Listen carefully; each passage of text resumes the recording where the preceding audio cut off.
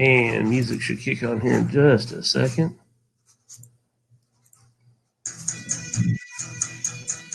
Yeah, let's go ahead and kick that on. Make it a little better. If I could stop being blurry and leave myself alone.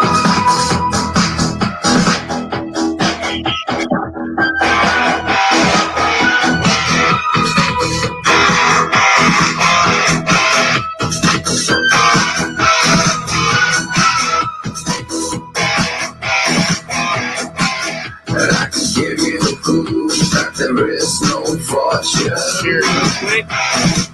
Get on there, share it real quick. The other night, this is what you wanted. Hey, Shay. We got 5 on there. I don't know what's going on. I can't see them. Come on, my love. Say hi, say something. So I can see who's on there. Get along with me.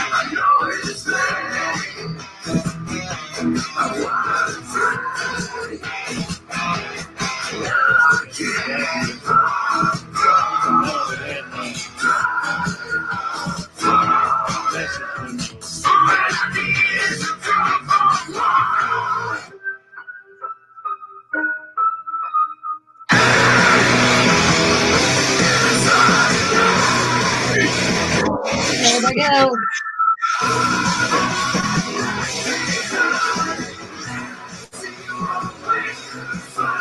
There we are. Hey, Rita, welcome. Hey, Lee, I don't see you yet, but Lisa said you're there. Or she says she. There's Lee, I see her there.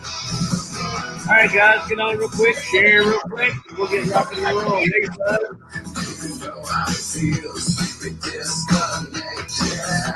We'll get this thing rocking and rolling.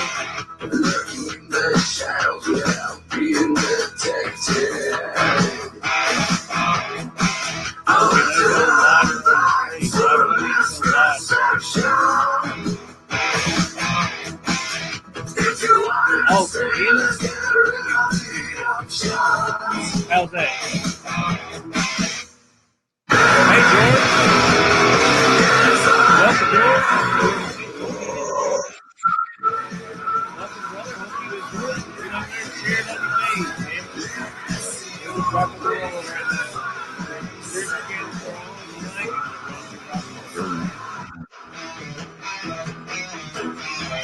I did. Right under this. That picture's right under this.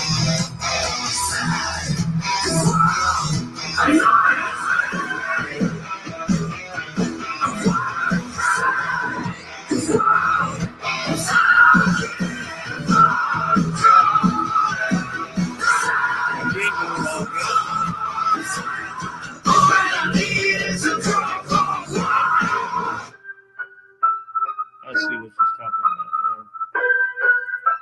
Get back there. There we go. What's up, Lyman? Down there sharing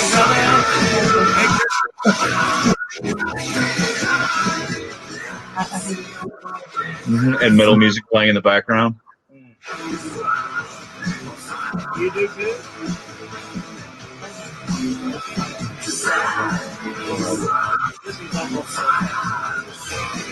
Like it's going. 2 minutes, 45 seconds.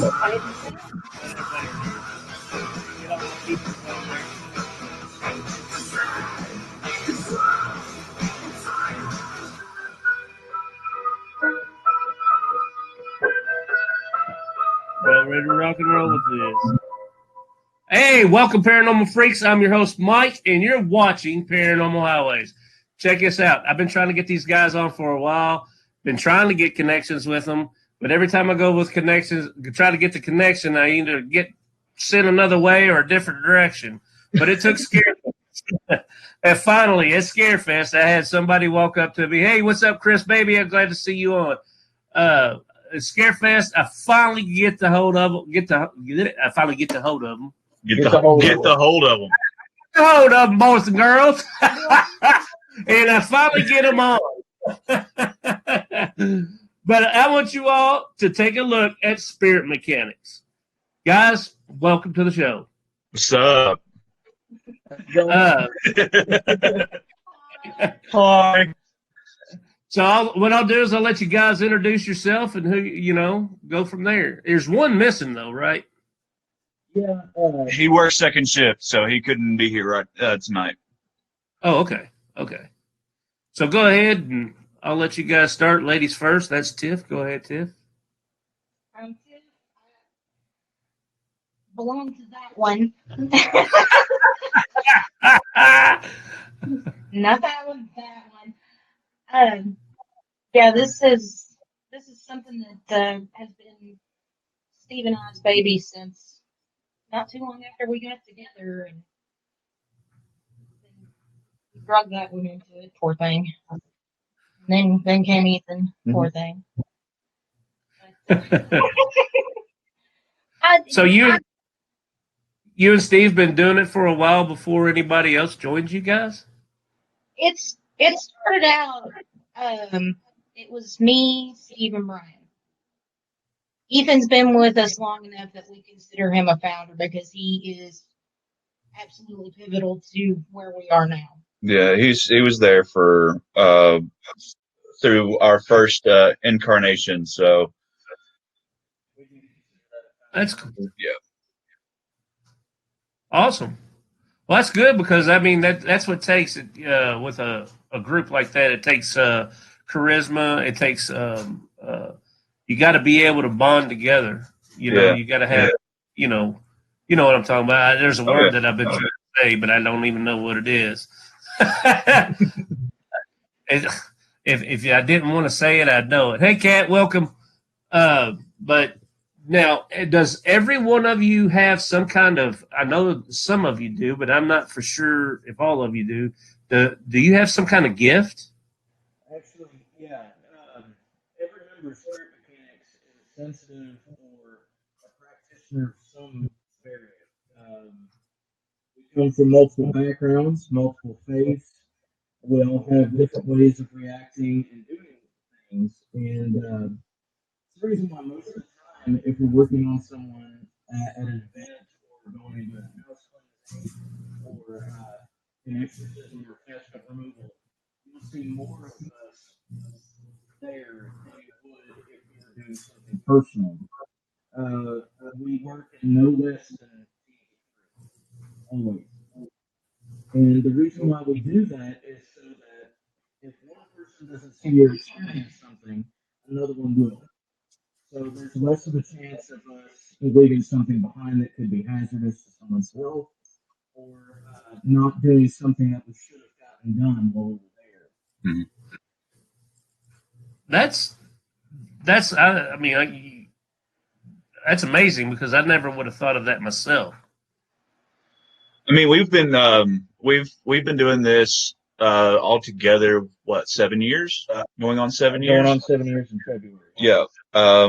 We started doing our first event at the what used to be known as the Mystical Paranormal Fair. Yeah. It was Patty Stars event, and then we started out with that, and we never thought we would get to where we're at right now, working with who we work with.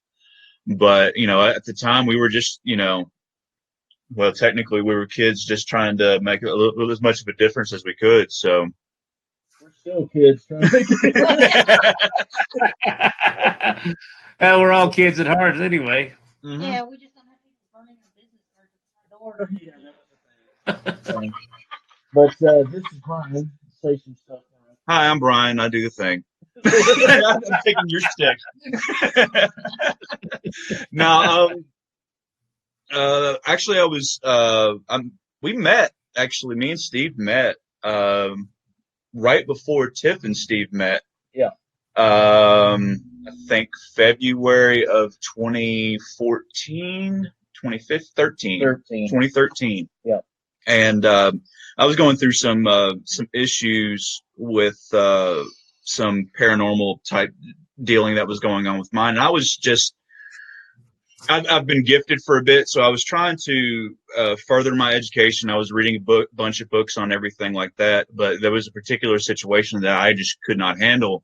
And just so happened this mofo shows up at the shop that I frequented, and him and his partner, which is another of our founders, Davis, they were there. They were getting supplies for another house call that they were doing on their, privately. So me and Steve ended up kicking it off there, and I learned a bunch from him. He's learned a bunch from me. I learned a bunch from Davis during that, first year. And then it kind of came to the point to where it was like, all right, let's go do this thing. We're going to try and do the fair. We're already going anyway. Why not go there and try to work? And I guess the rest you would say is history. But Well, I mean, So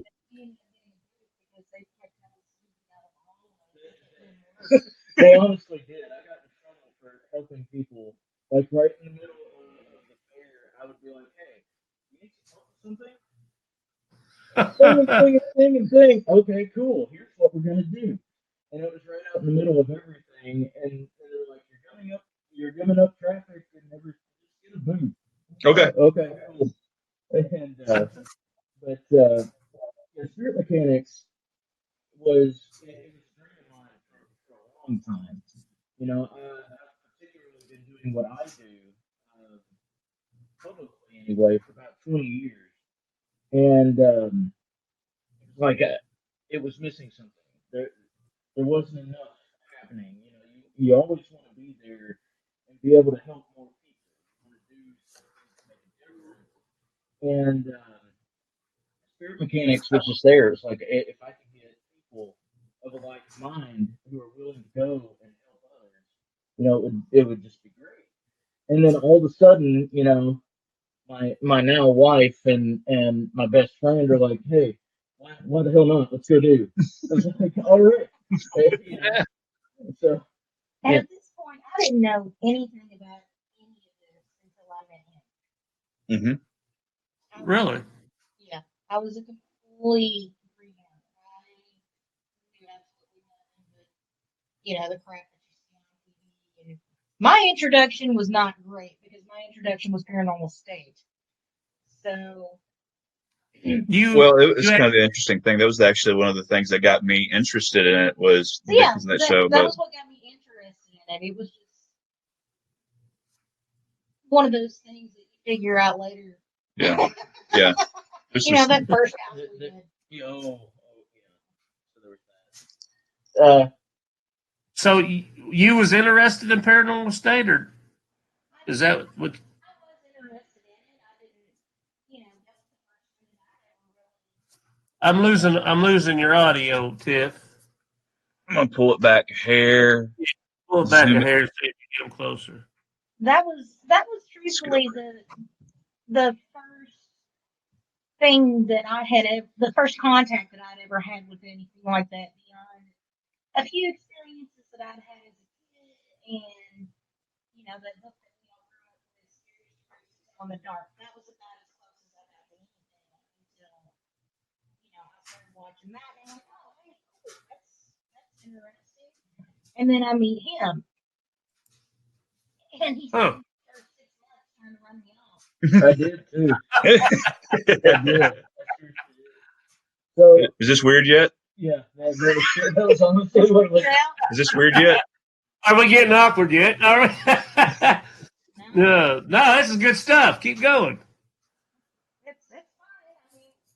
I mean, there was some strange things that happened in this house for me. But You need to clarify. well, when you lay on your stomach on somebody's couch and I had my feet over the armrest and I felt something that felt like a cat slapping its front paws on my feet, on the bottoms of my feet. And I turned and I looked and there's nothing there. Really? I'm like, what was that? That was just my cat, my other cat. He's like, oh, that was hay. What? Yeah, it was a fox. Spirit fox. Okay. He runs Oh my! the way that he does, and people have reported everything from feeling like astral pine at them to Now we're losing a large Steve. We're losing you. losing me. Yeah. gets much closer to that computer. Yeah, and he's much closer. I don't understand why we're losing him. It may be the connection. Is it still bad? Is it still bad? That right there sounds good. Okay. But it's me. And poor Tiff, she'll go in there and talk a little bit, and all of a sudden she'll fade out, and I was like, come on. I don't know. It's really neat because it'll go, and then you hear you just fine for about 2 or 3 seconds, and all of a sudden you go, what? Yeah. It's, My bad. My bad. hey, Alrighty. Steve, calm your energy down, my bruh. Calm your energy. Relax. It's okay. Is Do you want the kitty to pet the kitty? No. Okay. Come on, Steve, pet the kitty. Brian is loud and clear. Imagine that. I'm reading the comments from your. Oh, yeah. You being Who would have thought? The other thing too is I think this is When, well, He faded out just then. Yep. that's probably what it is. What is it? So can you hear me now?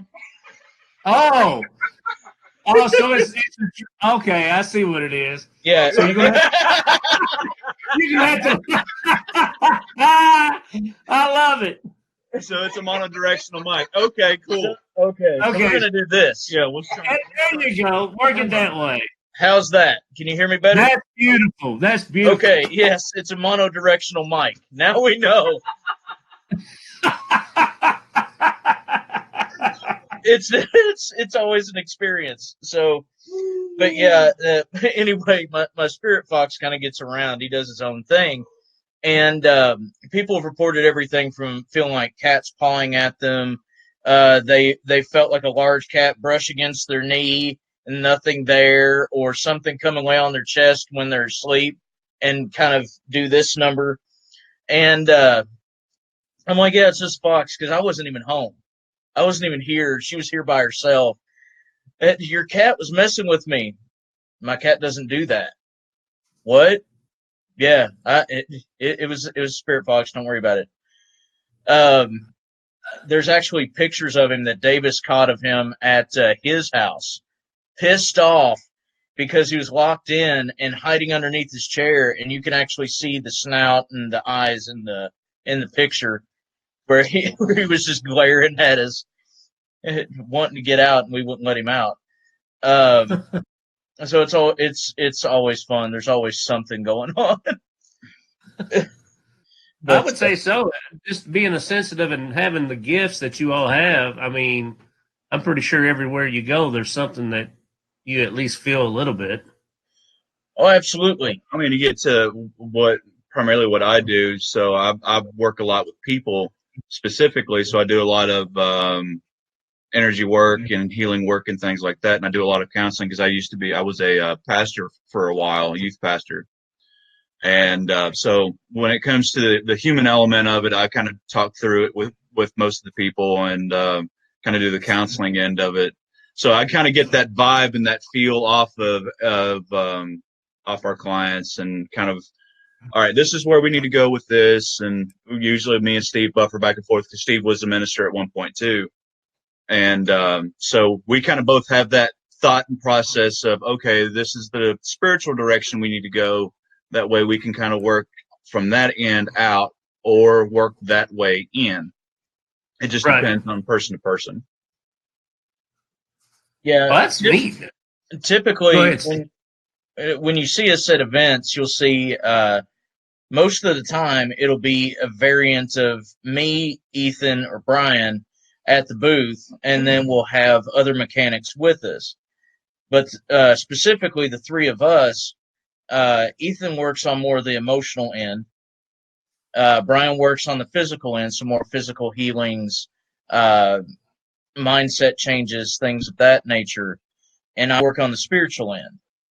So I'm the one that does the metaphysical surgeries, the chakra replacements, things like that, reintegration of soul fragments, different things, especially attachment removals. Oh, wow. But we usually have the wife.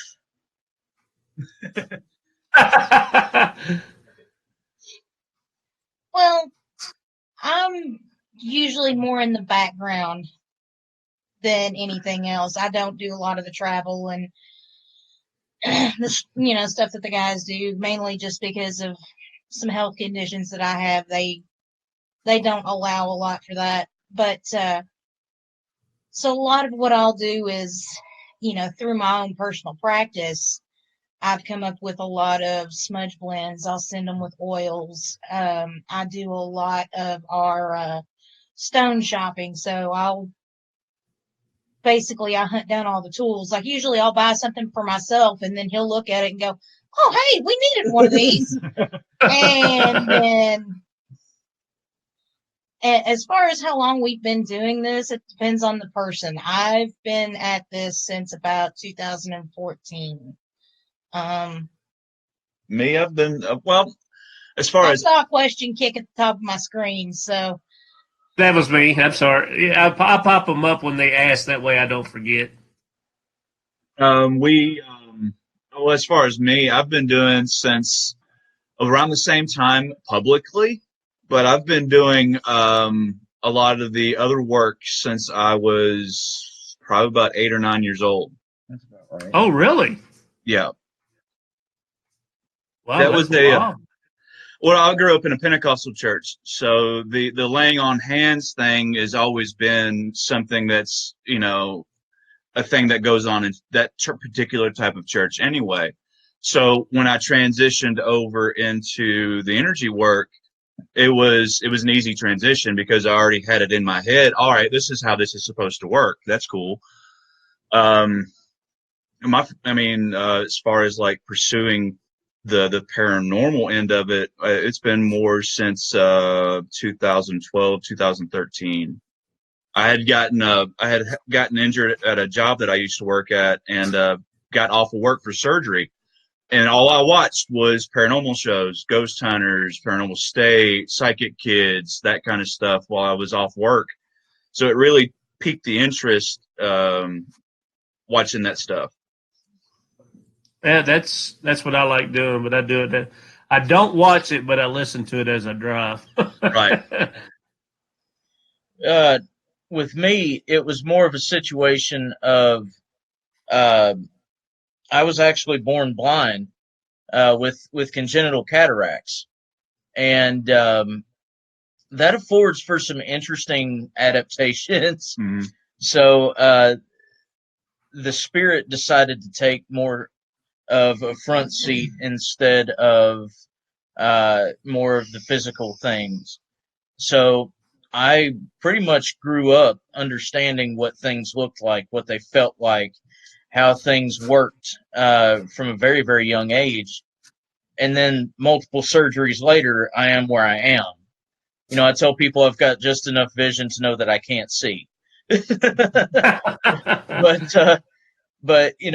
that kind of stuff hung around. And likewise, like with Brian, I grew up in the church as well, and there were multiple situations that kind of led me in the direction that I was going. See, in my thought process, I wasn't made for a church pew. Right. I'm to go and witness through action. Right. These are the gifts given. This is what I'm going to do with them. Mm-hmm. And it just kind of springboard from there. I got scouted when I was about 15 to actually be mentored by someone who had a mastery in the draconic circle of alchemy. And hold on. Explain just a brief explanation of what that is. So it's basically just a classification of the type of alchemy that we use. It's a combination of Knight Templar Masonry and Draconic Druidism. So they basically called it its own thing. It's a Draconic circle of Druids but it's alchemy through masonry. So you're Oh. combining energy practices with apothecary and different types of meditation works, different types of spiritual gift working. Things like Brian was talking about, laying of hands, specific prayer, direct movements, more translation of tongues, things of that nature, and that kind of led me into demonology, which was, the next step. It for me led me into more of the demonology path. So several different rites of exorcism, several different pathways of attachment removal, and spiritual surgery. So now we are where we're at, and I'm still learning stuff. On that note, we'll take a little. Let's see. I'm going to do a little break, but I'm going to try something new this week, guys. Since I've got the Spirit Mechanics on, I'm going to let them run their own commercial real quick on how to get a hold of them and what they can do. You know what I'm saying? Okay. So this is an advertisement, real quick, from the Spirit Mechanics. That's the best one, Steve. Did I surprise them or what? You're right. Go. Go, man, go. All right. as my brain completely just goes mashed potatoes. You can find us on Facebook under Spirit Mechanics. It's Facebook.com/Spirit Mechanics. With an X. You can also find us at www.spiritmechanics.com. That is with an X. Yeah, with an X. It's still under construction, but it should be up within the next week or so. You can also find us at spirit.mechanics on Instagram and underscore mechanics at Twitter, if I remember correctly. Yep. And we do different things on each one. So the content's different. So we'll post different memes, we'll post different stuff, questions, where we're going to be, that kind of thing. Both of those, the Twitter and Facebook, are the best ways of keeping track of what we're doing and finding, kind of cool little memes and stuff like that. Instagram has pictures of us on the road. It's got different things of us at events, stuff like that. And the website's going to be a one-stop shop once we get it up and going. All of our stuff. Yeah, all of our stuff will link to that, and we'll be having. Actually, I'll have a shop on that, and most of the stuff that we sell is primarily to help us to be able to afford to go on the road to help people to do more of what we're doing. So it's kind of one of those things of we don't get a paycheck, so we do what we do because we love what we do and we love people. There you go, guys. You got it right there. Don't forget Facebook, Twitter, Instagram. And it's with an X, Mechanics with an X. And they got the website that's on at www.spiritmechanics.com. Yes. All right, .com, and that's with an X. I screwed up on the flyer and put it, I don't know why, and I knew about it. I look at their flyers all the time. I put C's and I didn't put an X. I'm an idiot, but that's all right. So everybody knows. We're millennials. We had to be edgy. Throw the X in. Yeah. I don't blame you, bro. But anyway, besides that, look, guys, if you all had to boost my ghost hunt weekends real quick, if y'all interested in a ghost hunt and you want to get your ultimate paranormal fan experience, get on www.ghosthuntweekends.com and check us out. Go on, find where you want to go, click the little link there, and book your ticket. And coming up this weekend, we are at Rhodes Hall. I think there's like 2 or 3 tickets left. You got Chip Coffee and the Tennessee Ray Chasers that's going to be there this weekend. The weekend after that, we're dressing up, going pretty. We'll be at the Titanic in Branson, Missouri. No, take that back. We've already been there. Scratch that one. We'll be at the Titanic in Pigeon Forge, Tennessee. We will be having dinner at the Titanic.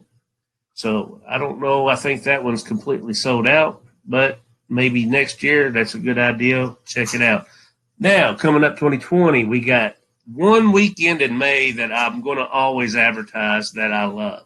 We will be at Bobby Mackey's on Thursday. We'll be at the Kentucky Slave House on Friday. We'll be at the Kentucky Slave House on Saturday. We will be back at Bobby Mackey's on Sunday. So that's one of the ultimate weekends that you can get. Remember, www.paranormal.coasthuntweekends.com. And to follow everything that's going on, get on www.paranormalhighways.net. All right, back to the show. Here we go. Now, seeing that you stopped off at demonology, a lot of people may be getting interested in this as I advertise this afternoon. You all have done some work for Amy Allen from the Dead Files. Yes. We can officially talk about it now. You know, she's outed us on Twitter as one of the teams that she calls in for aftercare, and we've done multiple cases. We can only talk about a couple. Just for professional courtesy, we can't disclose episodes that have not aired yet. But the team that she has been talking about at the end of her episodes during the reveals is us. Hi. Sweet. Keith that you met at Scarefest, he was one of our Dead Files cases, actually. Yeah. Yes. Amy called Steve from his kitchen. Yeah. They were Yeah. like this. They were in the middle of the reveal, and she was texting underneath the table. How soon can you get to Nebraska? How soon can y'all get here? What's going on? It's an emergency. Cool. we're right there. But yeah, we've done multiple cases in multiple states. I mean, we've been Ohio needs to be, salted. Salted, burned. Are you talking about the whole state? Yes, I mean, the whole goodness, state. we have been there more times this year than I have been in my entire life. It's no Oh, joke. wow. And actually, we'll be going back soon. Yeah. So it's like, but we've been as far to the northeast as New York. Yeah. And Pennsylvania. We have been as far south as Florida, and as far west currently as Nebraska. Yeah. And have been doing. Technically, we've actually been working with her for the better part of 2 years, going into 3. Mm-hmm. That's awesome, dude. I mean, I couldn't imagine. I'd like to get her on here, but I don't see that happening ever. But that'd be like one of my ultimates. Amy Allen get on here, I'd be like,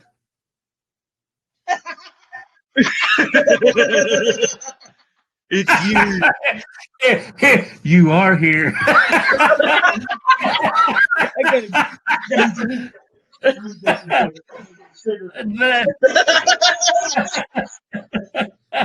No, You are a people. Look, I did get to meet her at one of the. Actually, it was one of the Scarefests. I met her, and I think I may have kind of scared her off a little bit because everybody was in line. And I just kept talking like nobody was there. It's like it was just me and her. And actually, somebody was behind me and said, "Shane, there's other people." I said, "Oh, they can wait." And Amy Allen, she laughed about it, so I was like, it was one of those deals. But all right, back to you guys. Yeah, that was the same year we met her, probably. Were she the same year she was at Scarefest? Yeah, we met her that year. Oh, that's awesome because that's the only time I met her at the VIP party, and then the next night we were drinking at the bar, just talking about. She's like, "I got a project with you guys," blah blah blah blah, and we're like, "Yeah, sure." We're all seriously looking at her like you're full of shit, and then come to find out, Mm-hmm. So it was pretty cool. And if you do get the opportunity to meet her outside of the show and everything else, she is a very sweet lady. Has everybody's best interest in mind. We can say for certainty that it's not just an act. When she goes in and tries to help people, she legitimately tries to help. Yeah. So Well, that brings me to that. Everybody hears and sees with her drawings that some of the stuff that she sees. Now, I don't, I'm pretty sure with you all being sensitives and stuff like that, you probably see some of the same things. What was maybe one of your worst cases that you all had to go into to help out, or what do you call it? aftercare. Aftercare. One of the worst ones. Now are we talking deadfalls cases, or are we talking our cases? I tell you what, just either one, both of them. Just give me one of each. Okay, we'll start with deadfalls. The worst Yeah. one was New York. Was it? To me, that as far as my mindset with what happened, what we had to deal with, yeah, Oh no, Keith. I didn't get to go that one. Keith was, Keys was. They say it's pretty bad. Keith was pretty bad. New York was rough, and Nebraska was rough. Both of those were pretty equally intense. Keith's case in particular, he had actually his was a form of possession. It wasn't full blown, as most would think as far as demonic possession, but his was pretty intense. Right. To the point where it was actually starting to degrade his body. His skin was Really? turning gray, his eyes changed color, his muscle structure had started to deteriorate. He was hunched over and looked like he was a 65-year-old man, and Oh. he was, in his late 40s. Oh, my And goodness. when we were done, it there was a particular entity in the home that kept jumping in and out of him, and it was one that had been following him for years and basically feeding off childhood fears. Specifically one that things are going to get you if you're alone. If you're alone, you're going to be in danger. You can't be alone ever, and it's that whole kind of thing like that. And it fed off that sense of abandonment. Mm-hmm. And we get in, we start the process, and he starts shaking, like uncontrollably shaking, like he is going to snap my neck. And Oh, my goodness. I'm looking at him and I'm like, it's okay. You need to calm down. And he sits down on the arm of a recliner, and I put my hand on top of his head and I start my process of praying. And he tries to get up. And the force of and a lot of people have this tendency to go, well, that's bullshit. But I'm here to tell you that prayer is a very powerful weapon, because I'm praying over top of him, lift my hand about that far away from his head, and he can't stand up, struggling against a weight that is not there. Mm-hmm. Oh, my And goodness. I reach towards him and pull it out. And I have a hold of this little creature, and he starts coughing. And at that particular point, Keith starts coughing? yeah, Okay. he starts coughing, and I get rid of the little creature, we'll call it. He stands up. He stands up straight for the first time in months. He stands up straight. There's no more curvature to his back. Every bone in his body pops because of the release of energy. Oh, And wow. he looked me in the eye, and about 2, maybe 3 days after we leave, his eyes went from a dead gray to a sparkling blue and haven't gone back. Mm-hmm. His eye color permanently changed after we were done. Oh, wow. Yeah, I mean, it was pretty rough. Now the New York case. The New York case was for me. I'm a dad. I have 2 kids, And one of the main things that was an issue there was there was something going on with a kid. So that particular one kind of got to me as far as me being a dad. You know, you don't mess with my babies, and you don't mess with a baby that's near me. So Right. I didn't really get to Keith's. Okay. I cut him off real quick. Sorry, I didn't mean to do that. I just seen that Keith said something there. Guys, Yeah. if you all don't realize, the Keith that they're talking about is the Keith Ottersberg sitting here in chat. So if you all want to chat with him about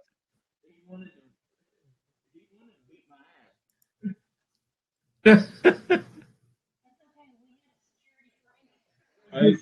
We had a security Frank. We had Frank the Tank. Frank the Tank. But go ahead. It was an issue as far as like that, but like worst case we've ever been on total overall was a friend of ours. The Carlisle case. Yeah, it was the Carlisle case, and I've lost a lot of weight. I'm down to 202. At the time, I was about 250, 245, and I'm sitting.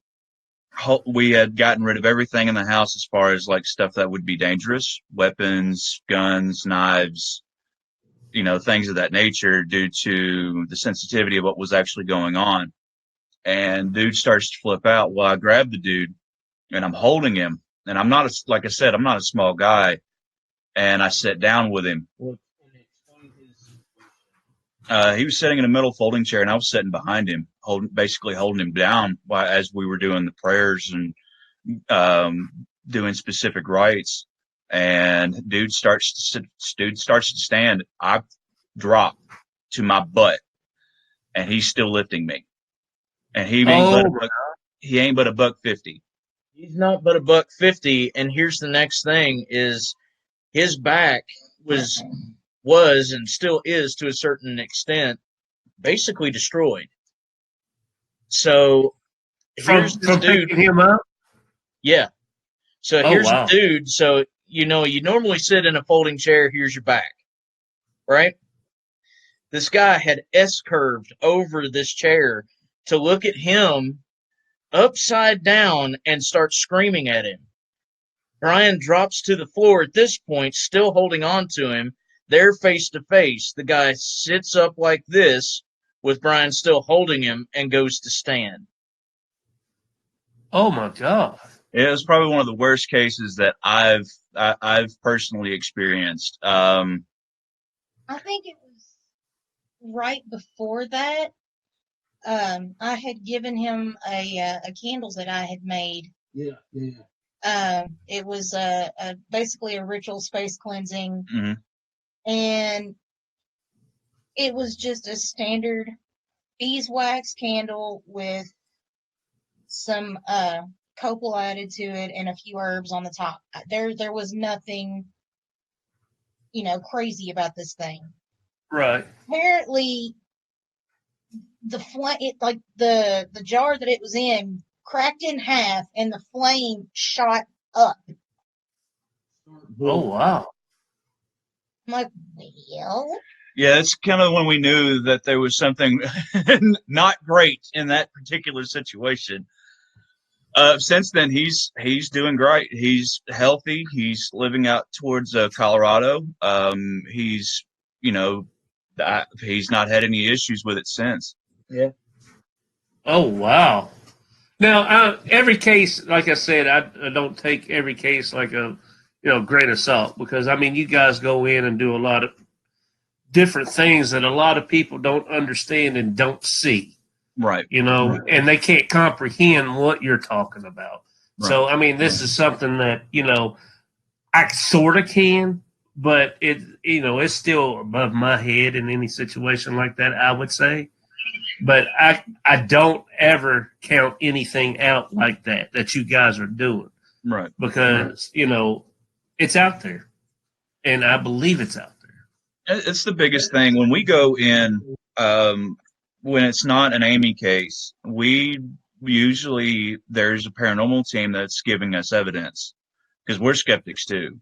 You know, Right. if there's not evidence, or if the family's catching evidence and we're having to review it because, you know, we're certified investigators. So when we're going through and we're reviewing their evidence, we don't find anything that kind of delegitimizes what we're finding, you know, what they're saying. Right. So we've turned down some cases because of that, when they don't give you know, it's attention seeking and things like that. So, you know, it's not all, sometimes it's just, you know, a basic thing. It's not nothing that's huge or major, but we treat it as, you know, this is a person that we're wanting to help and we're wanting to get through what they're going through, unless they're trying to attention seek. And that's about Right. the only time that we kind of go, well, you know, this isn't something that we're, you know, we're going to, here's some advice, here's some things that you could try. There has been some that we've flat out recommended psychiatric treatment. Yeah.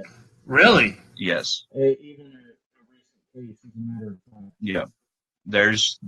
We're not licensed therapists in any way, shape, or form. And when we're starting to catch that, that particular energy vibe of psychiatric, we kind of go, okay, maybe we need to start asking different questions. So we start asking different questions.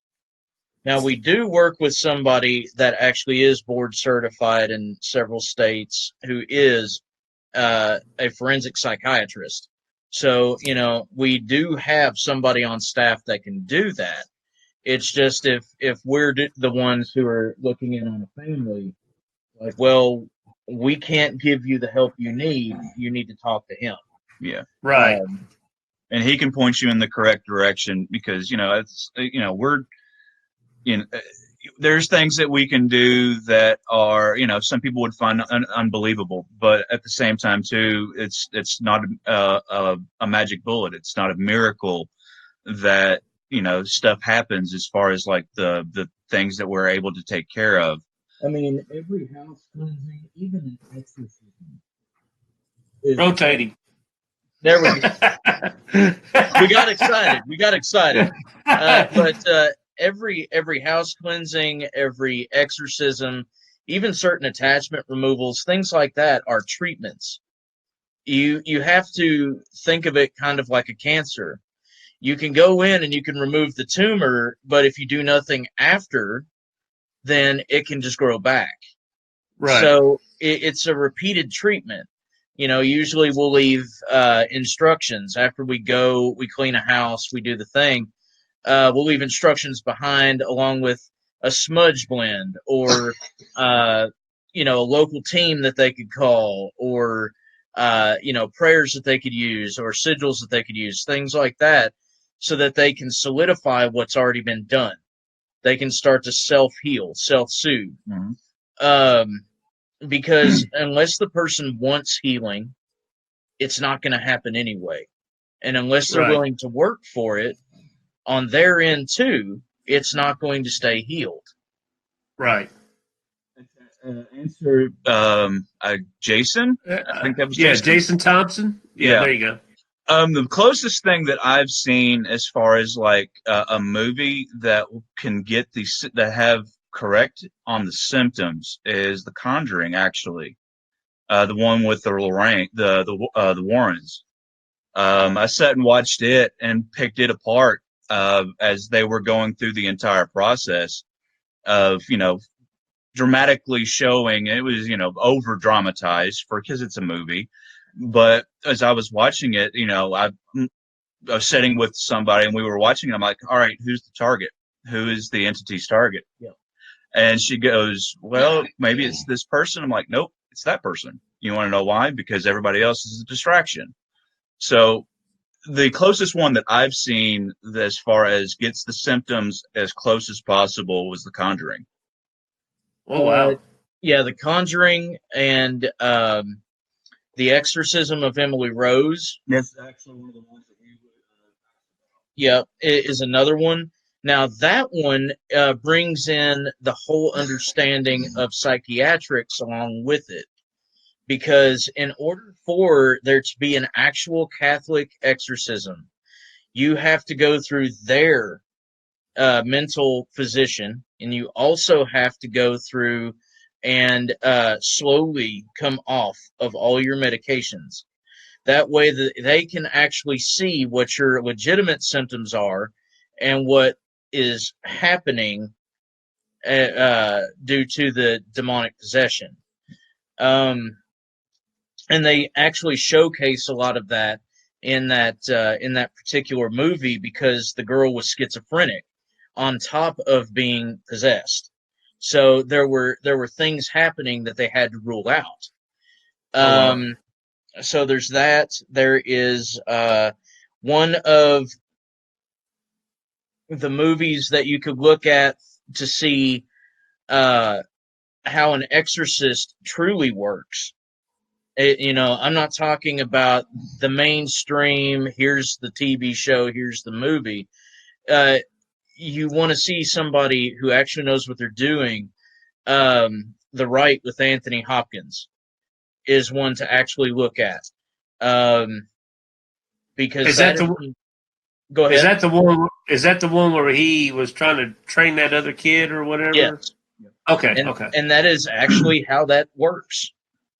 That is actually how that works. That is not, of course it's dramatized, it's a movie, once again, It's Hollywood, but that is how it works. You go along, you have a senior priest, and you have, the study, and they go as a team. If you look at The Exorcist, that was the same situation. And most places will do that. It's very, very rare that you will ever see a Catholic priest working alone. Yeah, you won't see someone doing that kind of thing, and that's the reason why we work in teams of at least two. Prefer ed. You sound like me now. Preferred 4. We prefer 4 at the. We have taken 5, depending on the severity. I think the worst case we did was 6. Yeah, worst case we ever did was 6. Wow. Yeah, it was the first house. We had Now, just real quick to clarify what they're talking. Now, you said you got different people in your groups that have different faiths, right? Mm-hmm. Okay, I'm just letting everybody know, because, like I said, it was a little sketchy at first where we couldn't get the mic back and forth and stuff like that. Yeah. Most of us are what's referred to as omniist. Basically, you can call it whatever you want, still the same being. Mm-hmm. So we have an understanding that your understanding works for you. Right. So we have Norse practitioners, we have Egyptian practitioners, Davis. Mm-hmm. We've got Brian and I lean close to a Christian philosophy, where we come from Christian backgrounds. Ethan is direct pagan, so a lot of people would refer to him as heathen. And we've got Fey workers, people who do Fey workings. We've got a lot of native practice, old world hoodoo practice. That would be the wife.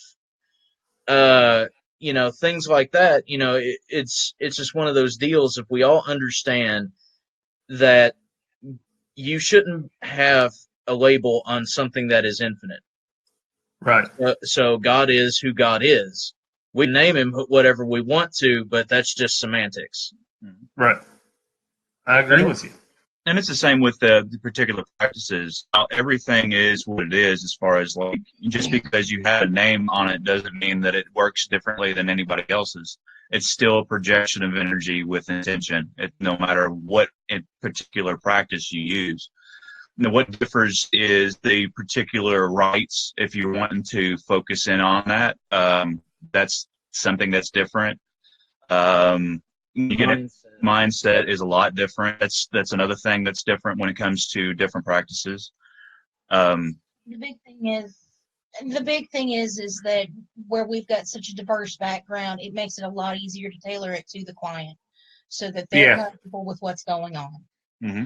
Because if they're not comfortable with what's going on, and they're not comfortable with the methods being used and the aftercare that is recommended, it's never going to work. No. Yeah, Go ahead. keep going. No, go ahead.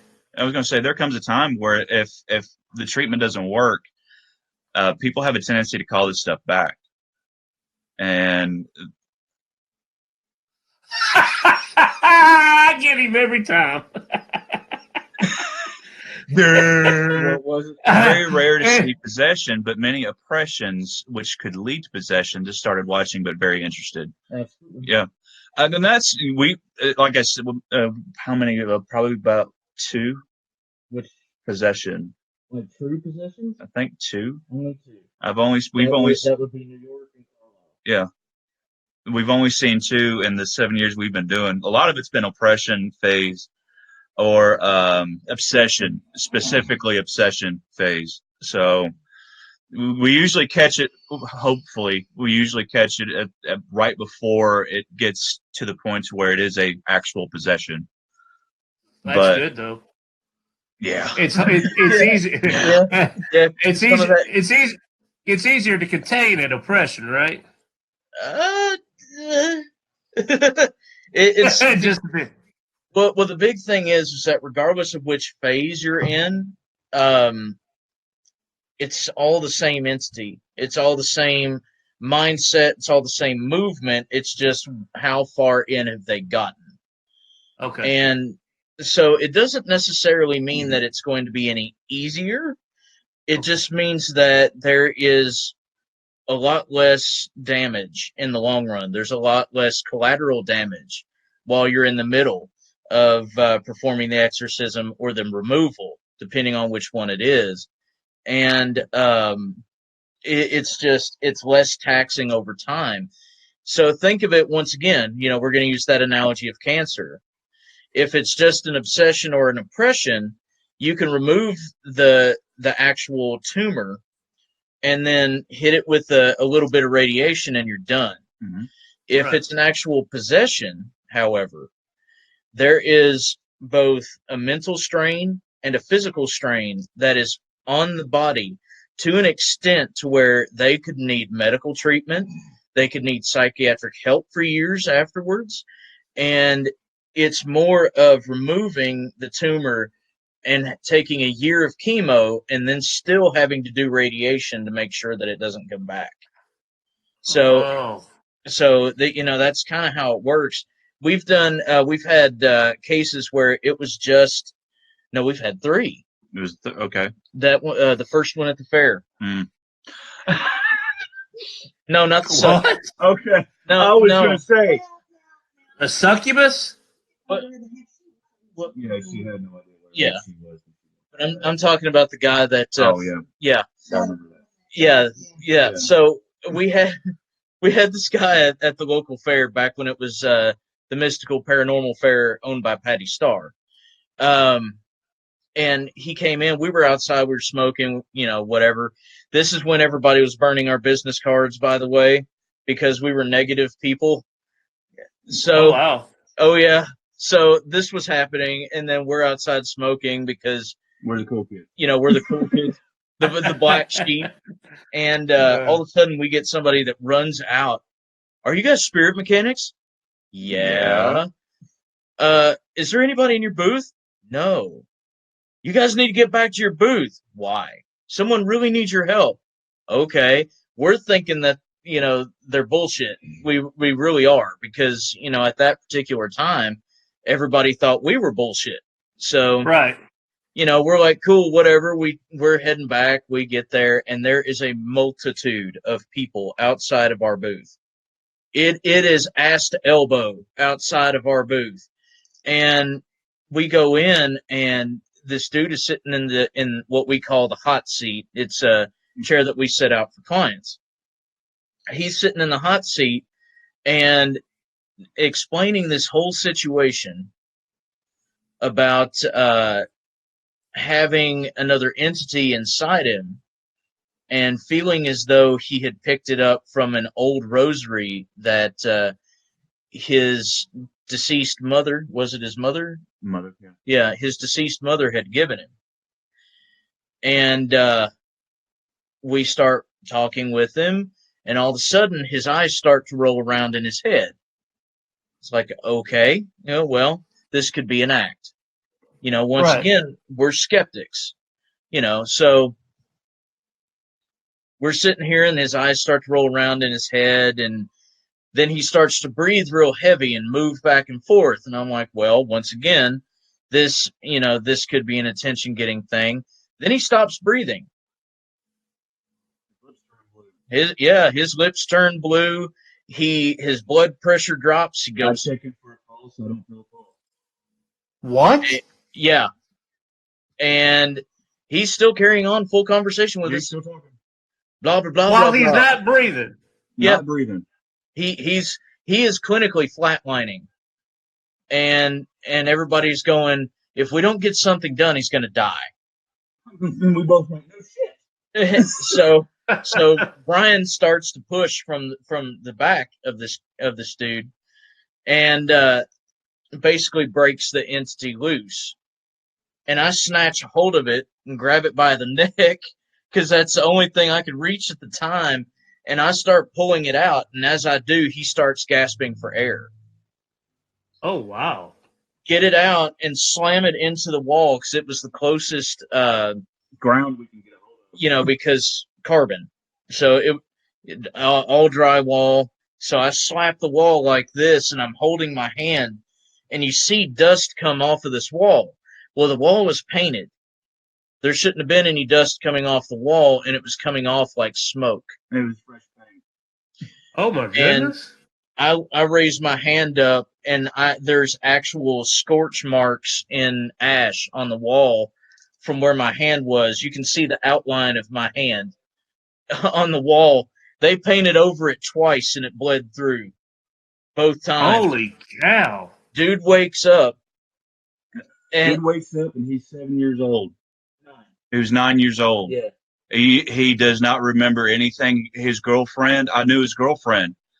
She was somebody at the shop that I went to and I frequented, and had no idea who the heck she was.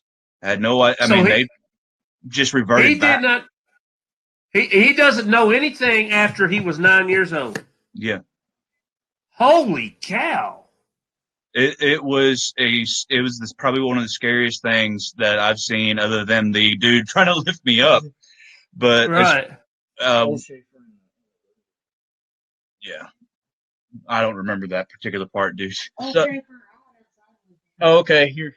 Yeah, I went outside with him. Old Schaefer took that sucker outside into the parking lot, grabbed a hammer out of his truck, and proceeded to destroy it. Like smashed it. Mm-hmm. And folded it and smashed it. What was he smashing? The rosary that is yeah. So it was attached to the rosary? Yeah. And then it attached to him? Yep. Holy shit. That was our thought too. Yeah. What the hell? It was wild. And at that point people actually started taking us seriously. But Old Schaefer, his first name is John, but we call him by his last name. Old Schaefer's another one of our members, and is somebody else who you would consider pagan or heathen pending. But John is an interesting person. John's an interesting bunch of people.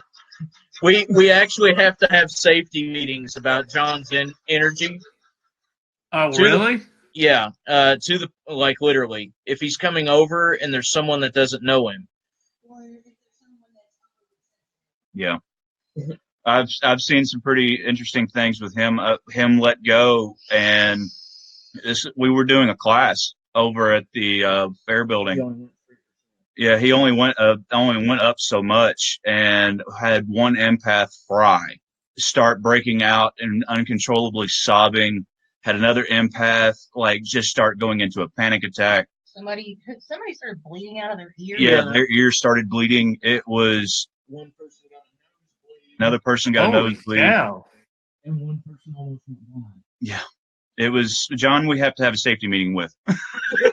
I would say so, I guys. love him. He's a good dude. Like Yeah, I I said, he's tell an you interesting what. bunch of people.